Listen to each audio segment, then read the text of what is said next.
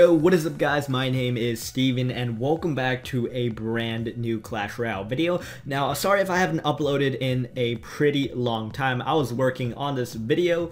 It's actually going to be split into 3 parts of 69 things you did not know about Clash Royale. Now, 69 is obviously a pretty long list, so I can't do this all in one video, so I'm going to be doing 23 per video, so be sure to stick around for those. I'll be uploading those shortly after this video. And big shout out to Frost and the Clash Royale community. I'll link Frost's channel in the comment section down below. Be sure to subscribe to him. And thank you everyone in the Clash Royale community who contributed to putting out these glitches on Reddit, on YouTube. So big shout out to all of you guys out there.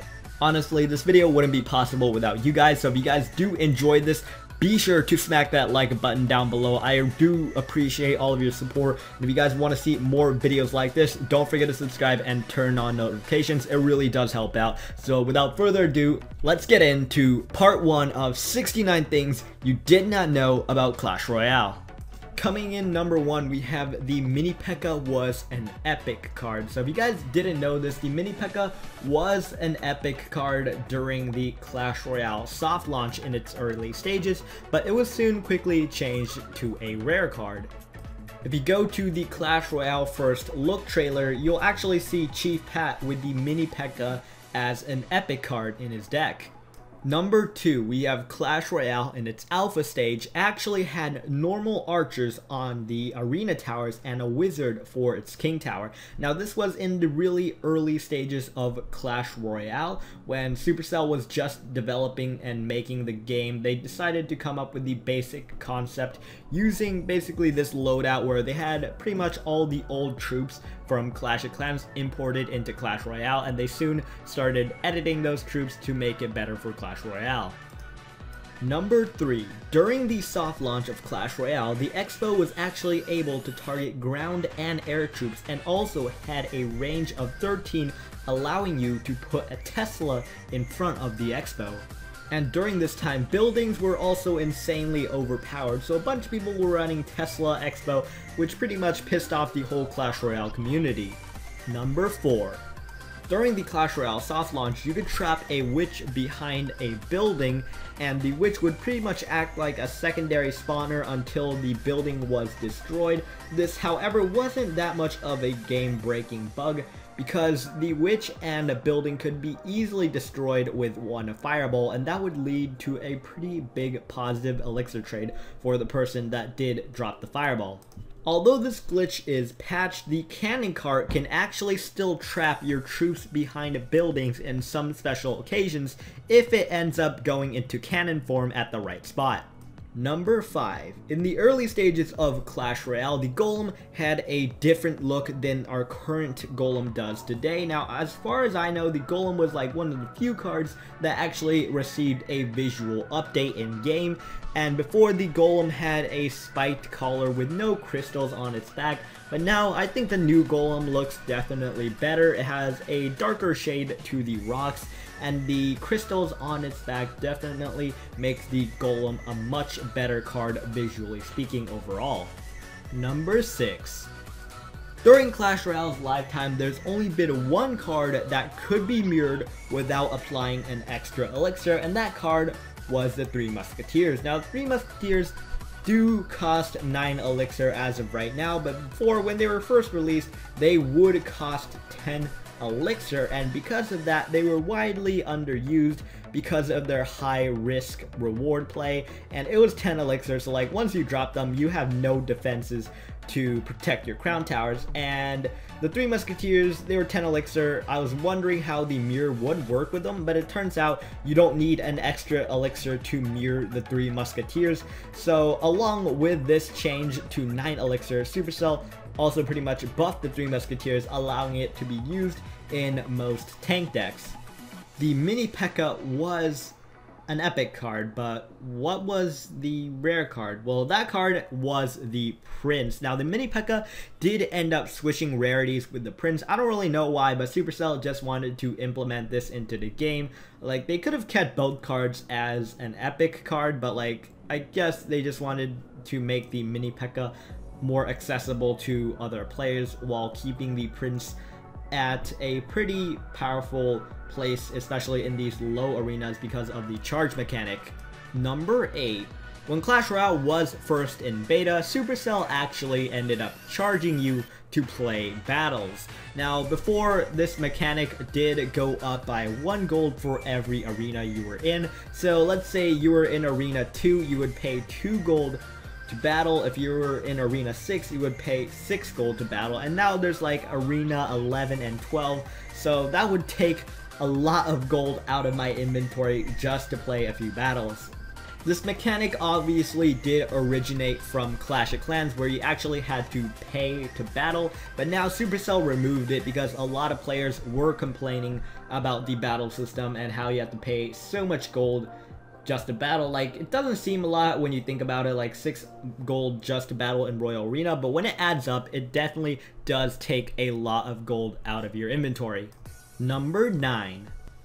When Clash Royale first released the Legendaries, the Princess was upgradable to level 6 and the Ice Wizard was upgradable to level 6 as well. Now, this was definitely too strong, especially for ladder matches, because in the Legendary arenas at the 4000s ranking, if you had a max level arrows and your opponent had a max level 6 Princess, your arrows aren't going to one-shot the Princess compared to the arrows one-shotting the Princess at a tournament level standards. And before, the arrows weren't even supposed to one-shot the Princess because it was a legendary card even at tournament level standards, and this just proved to be too overpowered. And the Princess and the Ice Wizard, they got huge nerfs over the past few years, and now the Ice Wizard and the Princess, they sit at a pretty balanced state right now. And for those players who did end up obtaining a level 6 legendary, they did get a lot of gems refunded for that. I know Chief Pat got like 100,000 gems refunded just because he had a level 6 legendary. Number 10. At some point in Clash Royale, all the spells pretty much got a 20% damage reduction because of the insanely overpowered all buildings and rocket combos with the fireball and sometimes lightning spell, where people would just spam buildings over and over again and pretty much defend with spells, and they would just end up rocketing the tower to take the win. This was overall a pretty shitty strategy, and a lot of players were just getting so pissed about it that Supercell just completely drove these strategies to the ground with pretty much nerfs to all the buildings and all the spells. Number 11. When Clash Royale first released tournaments, the highest tournament you could make with gems did cost 250,000 gems. This was an extremely pricey tournament because it did cost about $1,800 to make. Supercell later reduced the max cap to only 10,000 gems because a lot of players were using fake credit cards and refunding the gems right after they created the tournament and the winners got the prize, and they would make so much money just off of creating these tournaments and letting other people play in them for a price. Number 12. When Clash Royale was first released in beta, there were only 42 cards in the game, and now there's almost double that amount in Clash Royale, which is absolutely crazy. Shout out to the Supercell development team for being so great and releasing so many new cards over the course of 2 years. Number 13. Hog Mountain used to be the old legendary arena and was also the first arena released after soft launch. It would be unlocked at 3,000 trophies, but it wouldn't be called Hog Mountain, it would be called Legendary Arena, and it would give you those legend trophies before, when the season was still new and Clash Royale first started getting into the competitive rankings. Number 14. After the Clash Royale soft launch, there has only been 2 major visual updates to the card's splash art, and that was to the Fireball and Executioner. The Bomber also had a old splash art, but that was changed in sometime during the alpha and beta stages of Clash Royale. during Clash Royale soft launch, Supercell didn't have super magical chests or giant chests. Instead, the shop was filled with silvers and golds, and this was pretty stupid because when I first started playing Clash Royale, I ended up buying a gold chest from the shop, and it turned out to be a huge ripoff.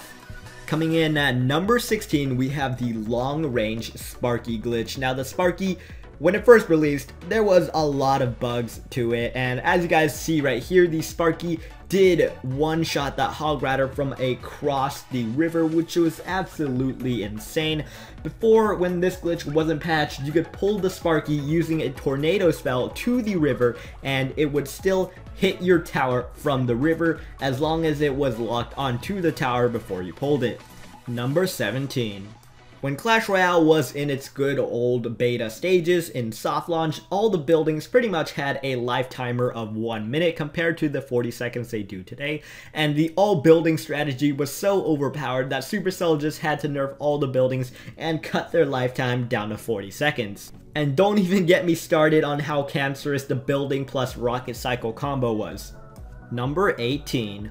On release, the Royal Giant and the Elite Barbarians were the most underpowered cards in Clash Royale, with pretty much low use rates everywhere. The Royal Giant barely did any damage and had barely any range to even attack the enemy crown towers, and the Elite Barbarians, they just felt too weak and you couldn't get any value out of them for 6 elixir. So because of this, Supercell ended up over buffing both of these cancerous cards and turned them into the no skill insta win cards they are today. Now the cards, both of them, they did get significant nerfs over the past few months, so they aren't as strong as they used to be right before they got the buff. And I remember at one point the Elite Barbarians almost had a 50% use rate. That's half of all Clash Royale players using the Elite Barbarians in their deck. Next up, in number 19, we had the Executioner Missing Axe glitch. Now the Executioner is a fairly new card, and when it was released, sometimes it would throw its axe and the axe just wouldn't come back for some reason, and this just made the card feel pretty underpowered. Though if this glitch didn't happen, the Executioner was a really strong card. Supercell quickly patched this in a few days because a lot of players were accidentally activating the enemy's King Tower with this Executioner bug. Number 20. When the clan chest was first released, it would give you about 3,000 gold and 500 cards, but Supercell quickly changed that because they realized people were getting so much legendaries from this chest. You know, it was just making the whole Clash Royale community happy, you know, just dropping trophies, trolling noobs, and battling for this clan chest. But you know what, Supercell decided to ruin all our fun by cutting the clan chests cards by half. So now you only get half of what you used to, but in return, you only have to get half of the crowns you would use to get for the clan chest. Number 21. When Clash Royale was in its beta stage, players could not mute emotes, and this just pissed off a bunch of people because during the beta stage, the expo was meta, and we got a bunch of expo trolls, you know, the disgusting filthy expo losers running around with these emotes, just BMing people when they win with a no skill deck, which was absolutely disgusting. And Supercell, they didn't even decide to change these emotes until half a year later, when a bunch of players were just straight up complaining about these emotes, making them rage and lose. Number 22.